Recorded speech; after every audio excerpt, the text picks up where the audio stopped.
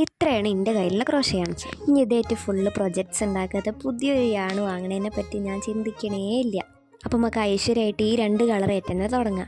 നിങ്ങൾക്ക് ഈ കളർ കാണുമ്പോൾ തന്നെ എന്തെങ്കിലും ഗസ് ഉണ്ടെന്നുണ്ടെങ്കിൽ നിങ്ങൾ കമൻറ്റ് ചെയ്യും. കഴിഞ്ഞ ദിവസത്തെ വീഡിയോയിൽ ഒരാൾ കമൻറ്റ് ഇട്ടേന്ന് ക്രോഷ്യോ ചെയ്യുമെന്ന്. അപ്പോൾ അതും കൂടി കൺസിഡർ ചെയ്തിട്ടാണ് ഞാൻ ഇപ്പോൾ ക്രോഷ്യോ വീഡിയോ ചെയ്യണത്. എൻ്റെ വീഡിയോൻ്റെ കമൻസിലൊക്കെ കുറച്ചൊക്കെ പുതിയ ആൾക്കാർ കാണുമ്പോൾ നല്ല സന്തോഷമുണ്ട്. ഇത്ര ആയപ്പോൾ ഏകദേശമൊക്കെ നിങ്ങൾക്ക് മനസ്സിലായിട്ടുണ്ടാവും തോന്നണേ. ഒരു മഷ്റൂം ലിപ് ബാം ഹോൾഡറാണ് ഞാൻ ഉണ്ടാക്കുന്നത്. എൻ്റെ അടുത്ത് ഇങ്ങനത്തെ ലിപ് ബാം ഇല്ലാത്തതുകൊണ്ട് ലിപ്സ്റ്റിക്ക് വെച്ച് അഡ്ജസ്റ്റ് ചെയ്ത്. ഇനി ഇതിൻ്റെ പാറ്റേൺ വേണമെന്നുള്ളൊരു ഡിസ്ക്രിപ്ഷൻ ബോക്സ് ഒന്ന് ചെക്ക് ചെയ്താൽ മതി. ഞാനൊരു പ്രൊജക്റ്റ് ചെയ്യണം മുന്നേ നോട്ട്ബുക്കിൽ അതിൻ്റെ പാറ്റേൺ ഫസ്റ്റ് എഴുതി വയ്ക്കും.